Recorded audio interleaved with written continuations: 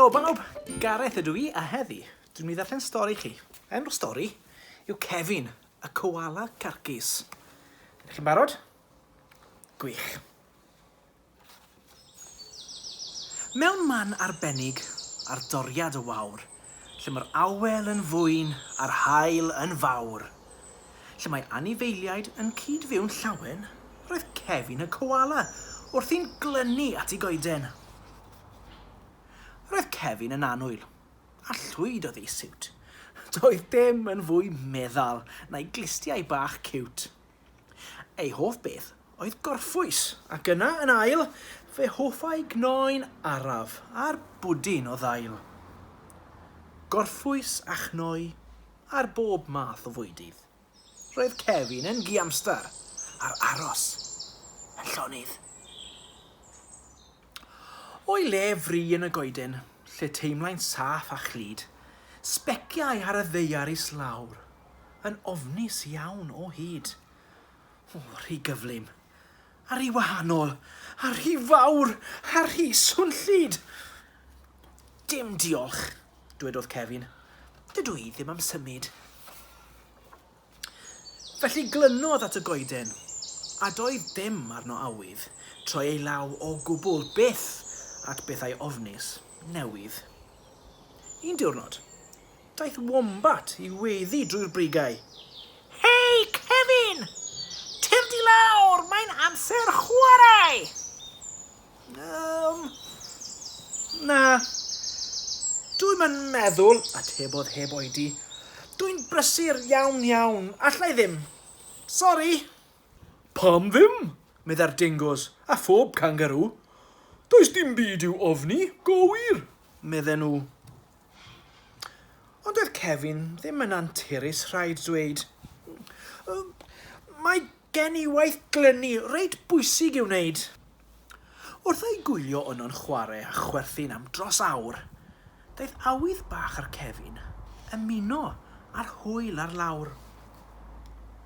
Ond cofiodd wedyn, neu bod I wedi meddwl, yn hwyr yn y nos, a'i goeden yn ddiogel wedi'r cwbl.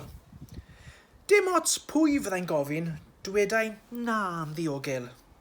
O, diar, roedd Cefin druan yn methu gollwng gafel.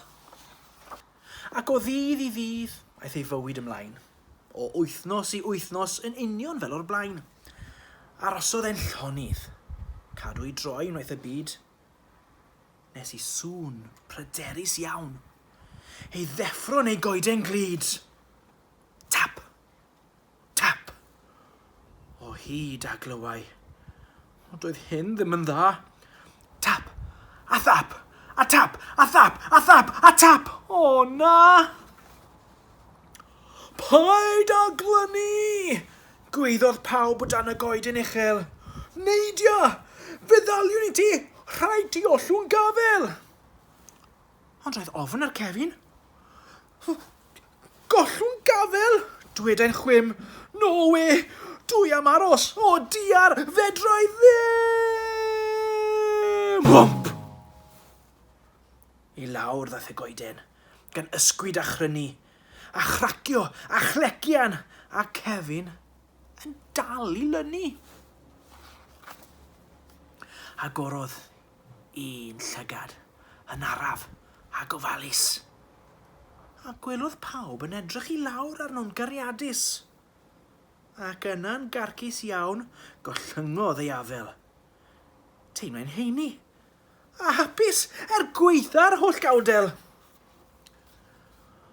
Roedd yr hyn fi'n ei ofni wedi digwydd o'r diwedd, ond fe deimlo'n real boi. Wel, dyna rhyfedd. A phan gododd wombat a gestyn ei law, gafeilodd Cefin ynddi heb ofn, na braw. A phan ofynodd dingo, o'i ti am ddod I chwarae? Gwrandawodd pawb yn astyd ar Cefin bach ei eiriau. Agorodd ei geg yn fawr, dechreuodd weiddi, hei, dwi'n meddwl fod gen I ateb. A'r ateb yw, odw glei.